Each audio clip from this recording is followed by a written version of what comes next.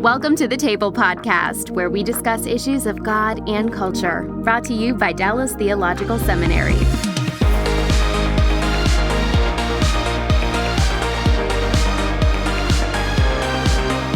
Well, welcome to the Table Podcast. I'm Bill Hendricks, the Executive Director for Christian Leadership, and I'm so excited you've joined us today. In the Sermon on the Mount, Jesus said very clearly, "Lay not up for yourselves treasures on earth where rust and moth destroy and thieves break in and steal, but lay up for yourselves treasures in heaven where those things don't happen." That's so noble sounding. And then the question becomes, okay, so how do we do that? I could not be more excited to have a good friend of mine, Raymond Harris, with us today to discuss that very topic. It's something I know Raymond personally, and I've known him for a number of years, and I know that he has spent the better part of a lifetime trying to answer that question. So, Raymond, welcome to the Table Podcast. Thanks, Bill. I appreciate you inviting me. Well, I've been looking forward to this for a long time. Thank you. And just a little background on Raymond. Raymond had a long career in a world-class architectural firm that he founded, and he can say more about that if he wants. But through that, I think we would say in Christian circles, God blessed your work, and next thing you know, but it didn't happen overnight, but you end up, by the time you, I don't want to say retired, moved to a different line of work, you ended up with quite a bit of wealth out of that. Yes, that's true. God allowed me to build what I call an economic engine through my architectural firm. And I was originally encouraged to go into the ministry. I don't know if I ever told you. No, I didn't know that. Yeah. Out of college, I was supposed to go either on staff or come to Dallas Theological Seminary and go to seminary. And I actually didn't want to do that. I wanted to be an architect. So maybe the seminary's loss was the kingdom's gain. Well, nonetheless, I decided I really want to be an architect. But I will tell you this, I had to look through my rearview mirror many times, wondering, did I miss the turn? And the Lord seemed to tell me later on, probably 20 years into my architectural career, no, drive through the windshield. Don't look through the rearview mirror. And what that was for me was, no, I created you to be a steward of my kingdom. And so the architectural firm was simply an engine that would allow me to become a steward. I was not created to be an architect. I was created to be a steward of the kingdom. Architecture was just a vehicle. A means to do that. Yeah. So that's kind of how I started out. Was I loved architecture. We did real well. I developed a large firm. We began doing work for large clients. We ended up doing work for the world's largest client, which everyone on the podcast has been in a building we've designed, which is Walmart or Sam's. Right. So we became one of their primary architects for 37 years. So. You've seen the insides of a lot of Walmarts. Yes, I've been in a lot of Walmarts. I'm like Johnny Cash. I've been everywhere, man. And other projects way beyond that. Oh, yeah. Schools and civic buildings and so forth. Well, we didn't do as many civics, but we did. I did quite a few churches initially, some houses. Every young architect has to do a house because that's how they make a living. And so we did that. We specialized in assisted living centers for older people and surgery centers. So we did a lot of medical work as well, but a lot of work for AT&T. And Walmart gave us more and more work and just crowded out our other clients to finally where we focused primarily on Walmart and corporate clients. So that turned out, as E.F. Hutton once said, put all your eggs in one basket and then just watch the basket. Good advice. So as you're listening to this, I guess I want to point out, Raymond didn't start out with just a whole lot of wealth. No. In fact, quite the opposite. Well, Mary Dale and I were married the week we graduated from undergraduate at the University of Oklahoma. And I had a whopping $600 in my checking account, and we went on our honeymoon with $400 of that. So we were fine. We were still cash flow positive at $200 and jobs. So we started out very small. But and we were given a large wedding gift, but we felt compelled by the Lord to give that to our church. And so we really had to trust the Lord in the first couple of years we were married. But, when we graduated from the University of Oklahoma 2 years later with a graduate degree, we actually had $3,000 in our pocket. We worked really hard and saved our money, came to Dallas and started working and started our family. So not a lot of money, but, it's just how everyone starts out, it seems. Well, and so you've told us kind of where it ended up, but as I understand those early days, those were, you had to pay your dues, right? Oh, absolutely. Yeah, I worked for really good firms for the first 4 years I was out of school, and I made a typical architect's salary. And I don't know of any architects that get rich. I really don't. It's just it's a poor man's profession, very noble profession. It's kind of like being an artist. You just work really hard, But in time, I really wanted to be either an owner of a firm or start a firm. And I went to the senior partners in the firm I was with and asked them if I could be considered to be a junior partner. And they said, "No, you're too young." So I left without any work and started my own firm. And very shortly thereafter, began to accumulate work. And as my stepdad said, you have an MM&I company, me, myself, and I. So worked really hard for a couple years by myself. Started out in the back bedroom of our home and eventually had an office and then an employee and then a couple employees. And at the peak, we were up to about 70 architects.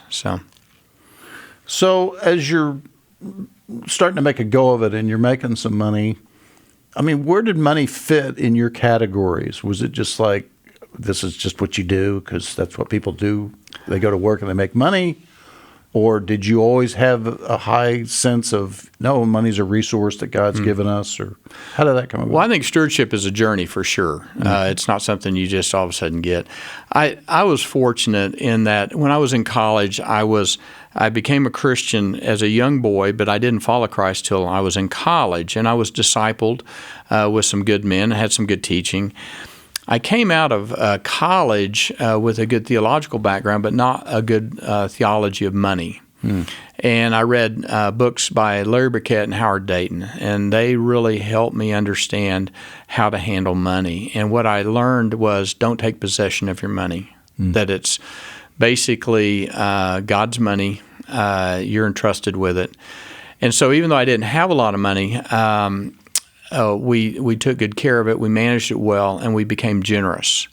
And my thought is if you're not generous when you're poor, you're not going to be generous when you're rich. And so we lived on less than we made, saved it what we could, and became as generous as we possibly could. And I think God's blessing was not because of what we did. God's blessing was in spite of what we did. But he was very kind and generous to us, and I was able to start a firm only 4 years out of college. It was very unusual for architects. Usually they work a little bit longer. I asked God for two things, and I said, don't make me rich and don't make me famous. I said, I can't handle either one. And he granted that for the most part. He finally entrusted more wealth to me as I got older, but I'm still not famous. My wife would say I'm infamous. That's right. But not famous. Well, who knows? Now that you're on the Table podcast, maybe your fame This is the highlight, brother. This is the highlight. Well, it's just a fact that the rich people of the world don't have a great track record when it comes to money. Well, if you have the right theology of money, I think it helps, and that is that God is the owner of all things. He grants us money and wisdom to use that money for what purpose? It's for His purpose, and I think that He gives men their money so that you can become the hands and feet of Christ on this earth to take care of those that can't take care of themselves, to basically take care of the kingdom on earth. So if everything belongs to God and He entrusts it to us, then we, by definition, are not owners. We're stewards. We're just caretakers of that. And I learned that early, not because I'm smart. I learned it because I read some very wise men's books. And then I read the Bible. Believe it or not, the Bible tells you all this stuff. And so we just have to we have to understand it and apply it. And it's, like I said, it doesn't happen overnight. It's for me, it's been a 47-year process. Right. Well, speaking of the Bible, you're right. The Bible, as my colleague Dr. Bach likes to say, it's not that it's true because the Bible says, but rather the Bible is reality. It's revelation. It tells us what reality is. And so it's in the Bible because it's true. Right. And it's God's revelation to us. And right there at the beginning, you have Genesis 1:28, what we call the creation mandate, which is really God's marching orders to these new human creatures that he's just created. And the very first words he speaks to them are, be fruitful, multiply, fill the earth, and rule over it. In other words, cause the world and its people to flourish. And flourishing means many things, but it certainly includes the creation of wealth. Absolutely. And the use of what we now call money. Well, God created wealth. Exactly. Gold and silver, which has just spiked lately. Yeah. It's all his. He created it. He put it there in the first place. Yeah, it's his wealth. Wealth is good because God gives men their wealth. And if God gives men their wealth, it's a good gift. It has to be, by definition. So men that are made wealthy are given that wealth by God, and it can be good. But as you said, it's a stewardship. It's a stewardship issue. It's what men do with it is what makes the difference. So I think sometimes we're taught that it's not necessarily good to be wealthy because, yes, and there are pitfalls with that. There's struggles, there's temptations and all that. But if man uses wealth for its intended purpose, it's a very good thing. Well, speaking of purpose, you alluded to it a minute ago, but in light of all this, what would you describe as the purpose of business? Well, the purpose of business, in my opinion, is to be an economic engine. And I believe, and it's my conviction, that all business is there to take care of the poor. Now, let me go back and explain this. Sure. First of all, you build a business because you want to be sustainable. And so what do you do with money you make in business? So you have to make more money than you spend to stay in business. So let's just assume that we make more money than we spend. Well, what do you do with the profit? Well, the first thing you do is take care of yourself and your family because you can't be sustainable. You put your own oxygen on first. Right. So then what do you do with the profit? Are you supposed to take it all home to yourself? Are you supposed to splurge on yourself and use it only for you? Well, no, we know that's not true. So what do you do with the wealth once you take some home? What do you do with it? Well, my opinion is you take care of the people that help you create the wealth, meaning your employees or your vendors. And so you take good care of them. Then what do you do? Meaning like with fair wages? Fair wages, bonuses. Benefits, if they're making you profit, then in my firm, I would share the profit. They'd share in that. I would share with the profit. In fact, in our company, over the whole period of almost 40 years, a third of the profit went to me, a third of the profit went to my partners, and a third of the profit went to employees. Now, the reason a third went to me is I owned the company for 25 years, right? So I didn't have partners for the first 25 years. So, but even over that long period of time, it was still a third. So I took good care of the employees. So you take care of the employees, and then you have to take care of the mechanism or the engine that you've created to create the wealth, meaning the business. Talk more about that engine. Reinvest into the company. So in our company, we had very low overhead because we wanted to take more money home than we left at the office. But we did buy the best computers possible so that we could create great service to our clients. So we didn't skimp on the important things. But we didn't live in luxurious offices. I didn't drive a brand new car. I didn't give everybody these luxury things that a lot of businesses do. We kept it frugal so we could take more money home.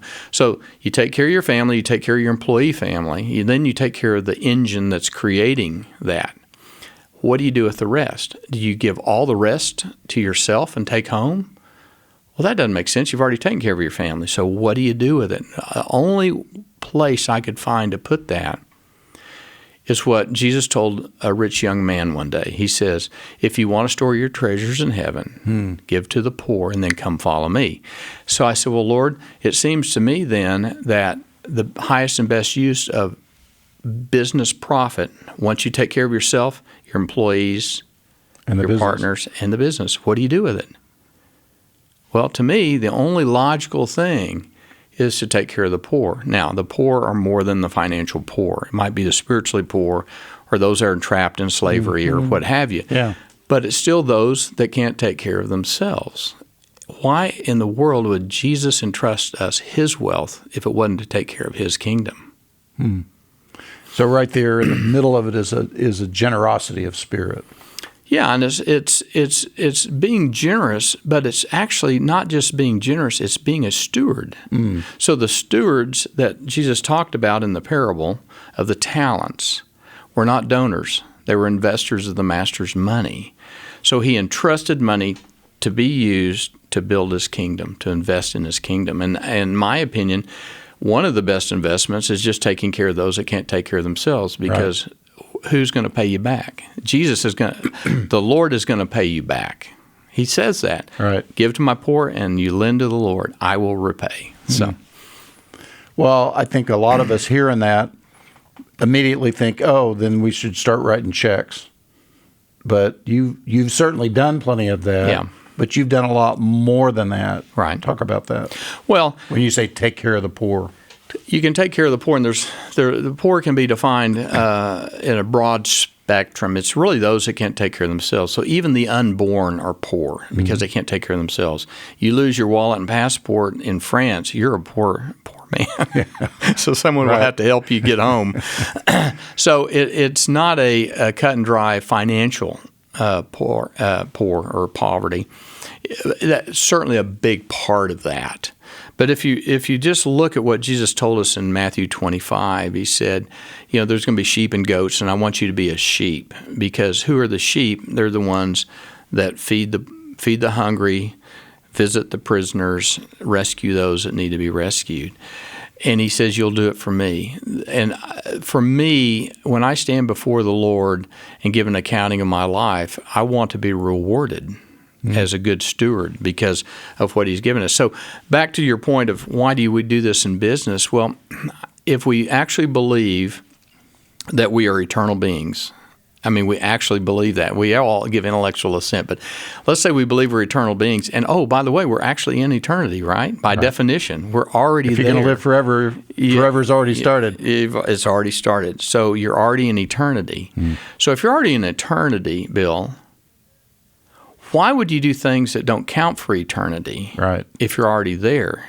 So you don't buy a yacht an hour before you die. It just doesn't make sense. You don't buy another vacation home when you've got cancer and getting ready to die. You just don't do that. So in my opinion, if you're already living in eternity, then you need to look at all the things that you do with your money in light of eternity. It doesn't mean that you give it all away. That actually would not be wise.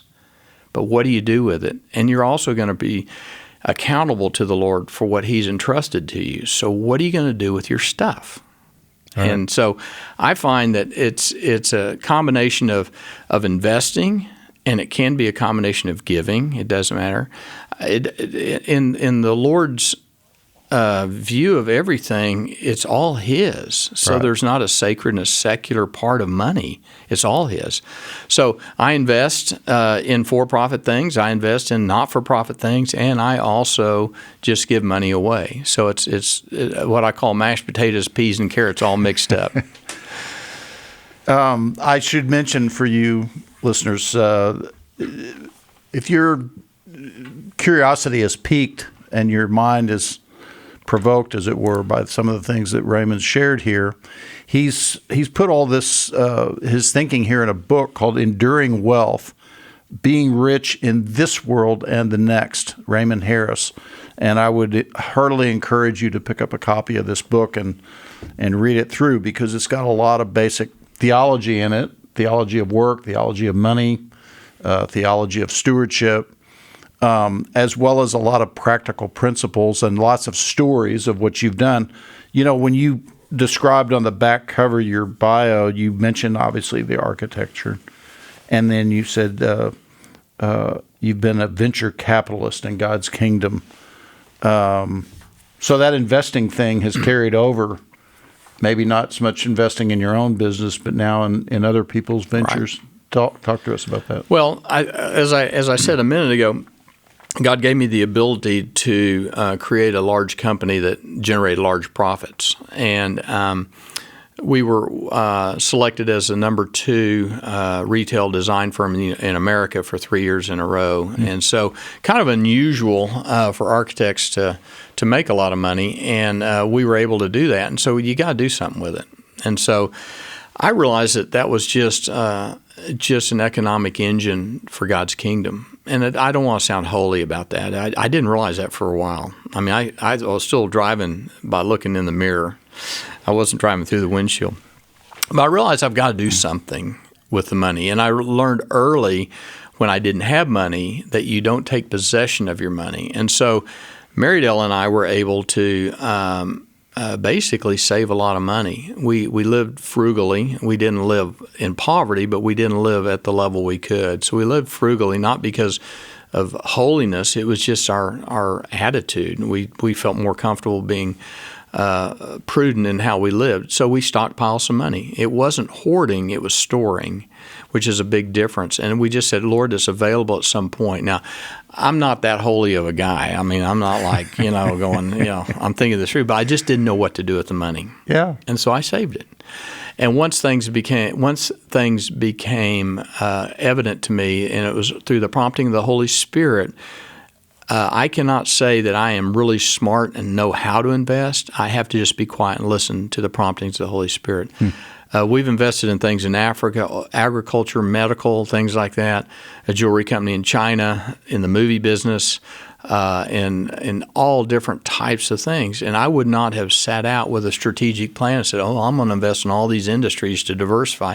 I'm not smart enough. I can't figure that out. But once you meet people and the Holy Spirit pricks you, and then you decide, maybe I could partner with them in what they do or ignite them. So we find ourselves to be igniters of younger people to build the kingdom. That's kind of what I think our calling has been, and we didn't realize it for a long time.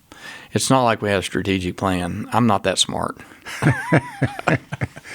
So it doesn't track the sort of a very common sort of philanthropic thing is, we hive off a whole foundation of money, and now we're going to give to these categories, and now we go out and do all this research of who's doing that the best. And well, we do some of that. No, we actually do. We do have a private foundation that we started in over 20 years ago.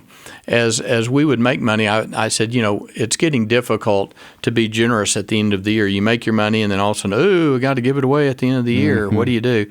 We established a foundation so that we'd have a little more time to give away money that we felt the Lord was calling us to give.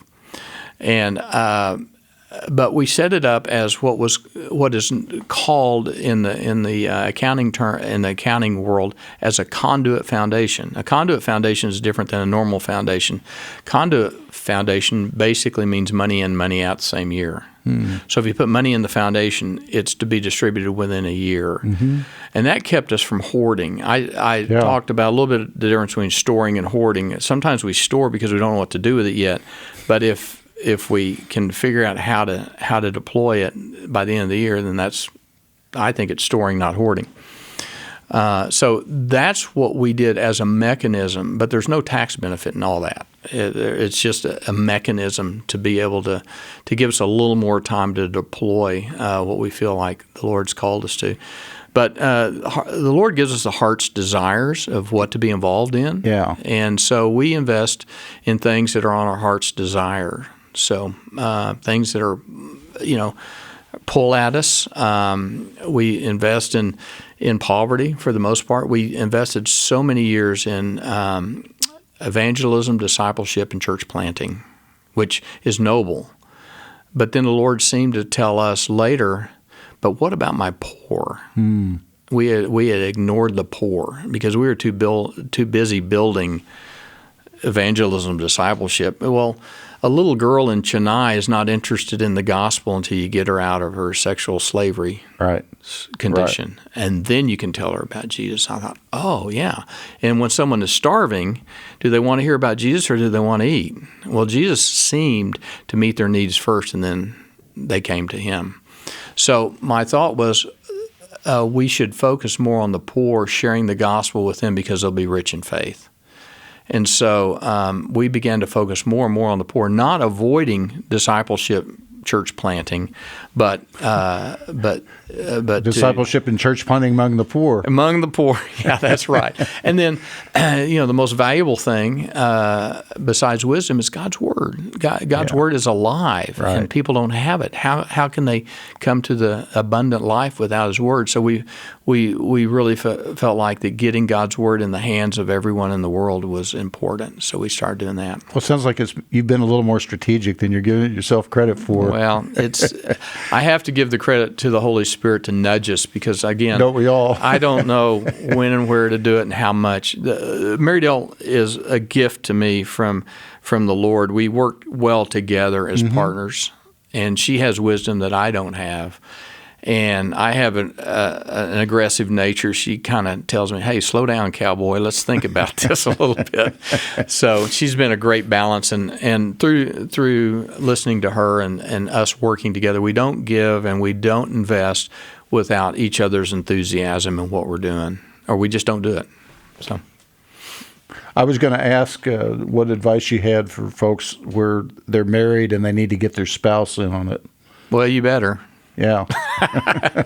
Because I think our spouse completes us. We all have blind side. We have just a blindness about us that our spouse, who knows us well and loves us, can help us get over. And in our relationship, we're very complementary. I tend to want to go a little too fast. And her attitude is, let's do fewer things better. And that's really helped me slow down a little bit. I would rather do 100 things at once and see what works. And so she's been very complimentary in how we invest together. And I tend to want to invest more in the business side of things. She's not a business person, but she has really good business acumen. So I have to rely on her. I remember one particular story. We were approached by a ministry, and they were desperately in need of this money. It was going to just be disastrous. They don't have this money within a couple days. And the first thing I want to do is take out the checkbook and help them out. And Mary Dale says, let's wait because, we've already given to them, and let's just see what the Lord will do. And I'm just rolling my eyes. And sure enough, a new donor came along and offered them the exact amount of money they needed to the dollar of what they needed. And had we jumped in, we would have circumvented that. Yeah. And it was just such wisdom from Mary Dale to say, let's just wait, see what the Lord will do. So you definitely need, if you have a spouse, you need to use their wisdom, even if they don't know much about what you think you know. They know a lot about what they know. They know a lot of what they know. You have some wonderful stories in the book going back to And Bill, some of them are actually true. I hope so. They're wonderful stories. Going back to your work with the poor, it goes beyond, again, just writing checks. Like many of these folks, you've helped them develop an engine. I love that. It's like, you can feed the old saying, give a fish to a person and feed them for a day, but if you teach them to fish, right, and they live a lifetime. But tell us one of those stories, and then I think in the story that person has themselves become a giver and an investor to others. Yeah, that's right. Well, I had numerous stories in the book. I have two favorite stories. One is a story that I was in China, and I was speaking at a business seminar, and it was 2010, I believe. And we were actually able to go in and speak. We didn't really talk about Jesus as much as God, but we were giving biblical principles. And so we had a pretty big seminar, and one of the ladies after I did a talk came up and sat down next to me and said, could I share with you about a business we have? It's very unusual.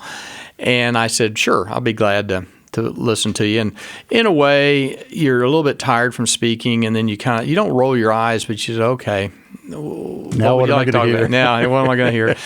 And this lady was a Chinese lady, and she goes, well, my business partner and I have a business. We make jewelry. And I said, oh, this is great. Okay, tell me about it.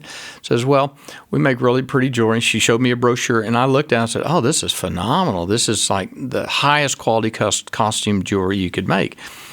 And I just looked at the brochure. I said, who designed the brochure? And she goes, well, Jenny did. I said, oh, okay. I said, well, who designed the jewelry? Well, Jenny did. I said, well, and who makes this jewelry? Well, some ladies. And she says, well, let me tell you the backstory. The ladies that make the jewelry are coming out of the brothels. Right. I said, oh, my goodness. So I said, can I meet Jenny? So I went over and met Jenny the next day at her house, and there were 6 ladies sitting around a dining room table making jewelry. And that's how Starfish Project got started. And I said, this is incredible. So Jenny is an American that was over there as a missionary. She said, I want to do something for these girls, but I don't know what to do. But the Lord gave her the idea. He said, well, make something with them. Bring them out of their situation. So Jenny brought them out. And they need an economic engine in order to survive and not go back into the brothels. They needed a job. Because most of these women have been trafficked. Exactly. And they don't have a place to live. And they need medical care, and they need counseling. And so Jenny brought them out and provided all those things. But how are you going to do that in a not-for-profit world? Yeah. You can't. So they started making jewelry, and now they're one of the best jewelry companies around. In fact, Macy's and Kohl's has them in their stores, and even Ellen DeGeneres in her TV program before she went off the air bought 50,000 units and handed them out to her audience because it was such high quality. Now Jenny has brought out I think it's 250 women out of the brothels, and they're not rescued. They come out on their own, but they have a place to go.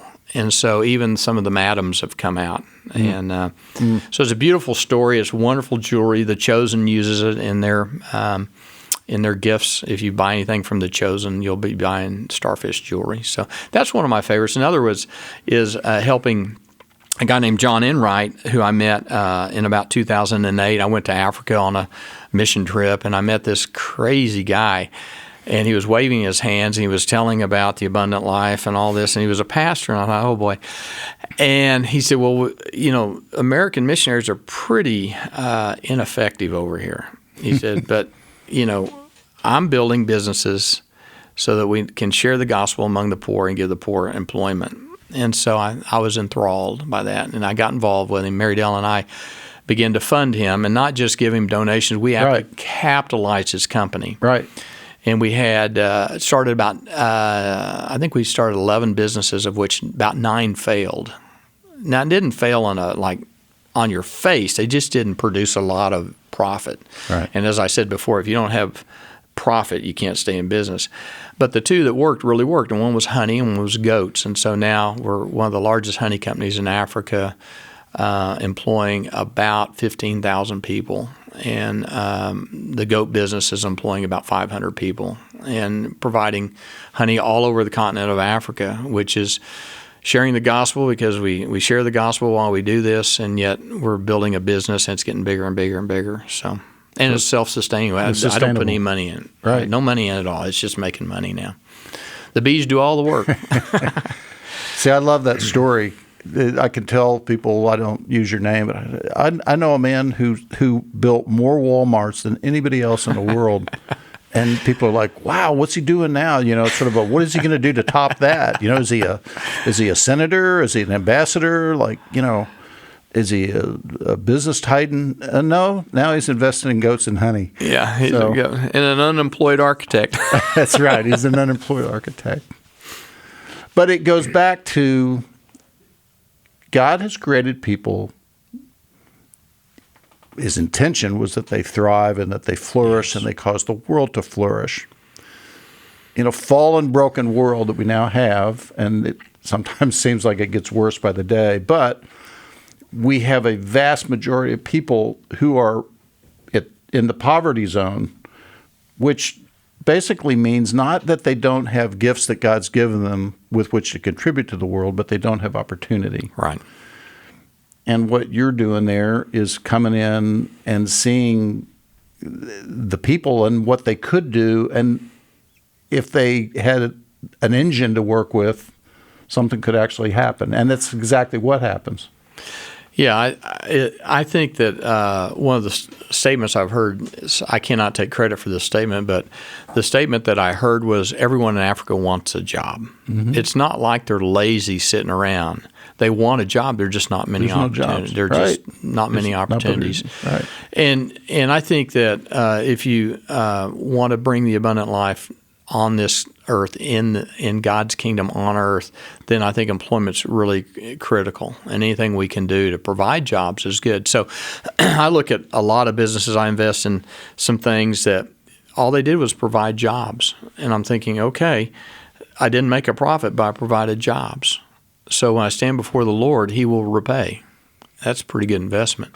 You know, I had when you say you didn't make money, you didn't make money for you, but you set up a situation for them to make money. Yeah, they can. So they have. You made money. It's just you made it for them. Yeah, that's exactly right. Money was made. Money was made.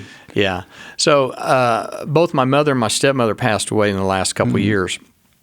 And what I realized was I was the executor of both of their estates. And I realized that when we die, all our stuff goes out on the curb or in the dumpster. And I went, oh my gosh, I had never thought of that. Right. So we're not going to take anything with us. And all the things that we think are so valuable, all these collectibles, all this stuff we accumulate will eventually go out on the curb. So I think it's important to have that in mind when we're building engines. Why are you building engines? Just for income and for what are you going to do with the income? For buying more stuff to put out on the curb? Yeah, to buy more stuff for the curb.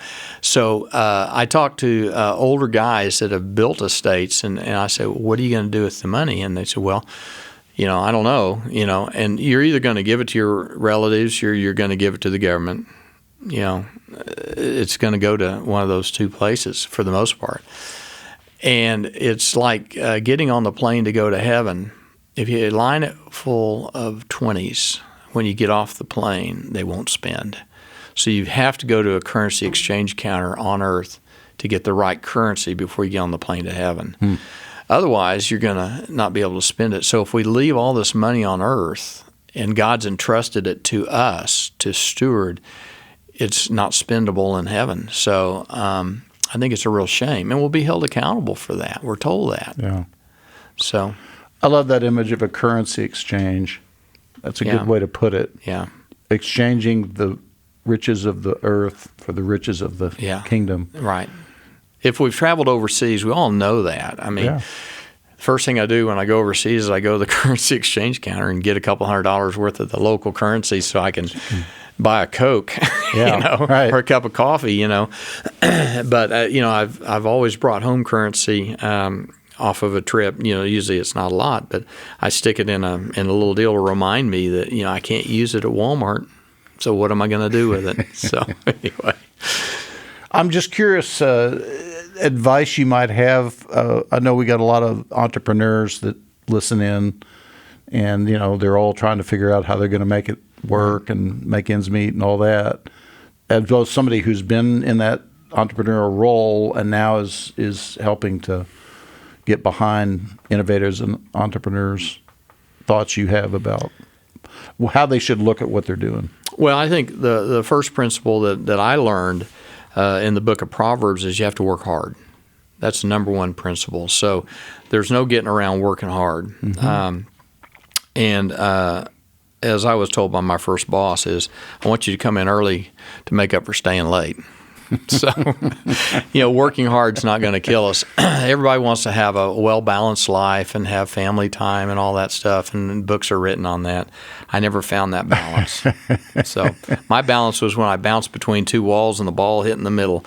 That was a nanosecond of balance. But I think working hard is critical, and I think that you have to realize that God gives us our wealth. He really does. I can work really hard. The men in Africa that I meet work really hard, and some of them are very poor. They work so hard.